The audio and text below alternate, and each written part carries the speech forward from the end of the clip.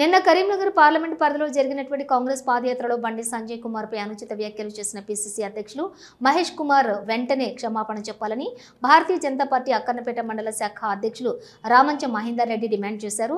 రాజ్యాంగాన్ని అపహాస్యం చేసే విధంగా గెలిచిన ఎంపీలు దొంగ ఓట్లతో గెలిచారని నిరాధారమైన ఆరోపణలు చేయడం వారి అవివేకానికి నిదర్శనం. 20,000 కోట్లతో నియోజకవర్గాన్ని అభివృద్ధి చేస్తున్న బండి సంజయ్ కుమార్ పట్ల మాట్లాడటం వారి మూర్ఖత్వం. వెంటనే క్షమాపణ చెప్పాలని అక్కన్నపేట మండలం పార్టీ డిమాండ్ చేస్తూ ఉన్నాం.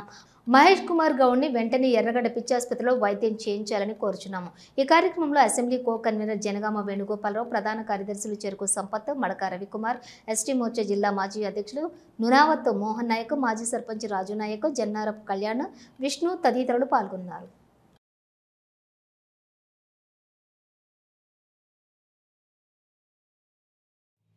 నిన్న కరీంనగర్ పార్లమెంట్ పరిధిలో జరిగిన కాంగ్రెస్ పిసిసి అధ్యక్షుడు మహేష్ కుమార్ గౌడ్ గారి పర్యటనలో భాగంగా నిన్న వారు చేసిన అనుచిత వ్యాఖ్యలను అక్కన్నపేట మండల శాఖ ఖండిస్తా ఉన్నది. 8 మంది ఎంపీలు గెలిస్తే అందరూ కూడా దొంగ ఓట్లతోనే గెలిచినటువంటి రాజ్యాంగాన్ని అపహాసం చేసే విధంగా మాట్లాడుతూ ఒక పిచ్చివాడిలాగా ప్రవర్తిస్తా ఉన్నాడు. తనకు ఏమాత్రం అనుమానం ఉన్నా రాష్ట్ర ప్రభుత్వం వాళ్ళ చేతుల్లోనే ఉన్నది. పూర్తి స్థాయిలో విచారణ చేసుకునే అవకాశం కూడా వాళ్ళకే ఉండి ఈరోజు ప్రజల్ని తప్పుదారి పట్టించేటువంటి ఆరోపణలు చేస్తా ఉన్నారు.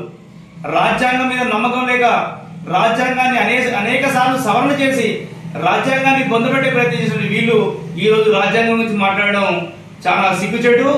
ముఖ్యంగా ఈ రోజు కరీంనగర్ పార్లమెంట్ పరిధిలో ఇన్ని వేల కోట్లతో అభివృద్ధి పనులు చేస్తా ఉంటే వీళ్లకు కన్ను ఓర్స్తలేవు.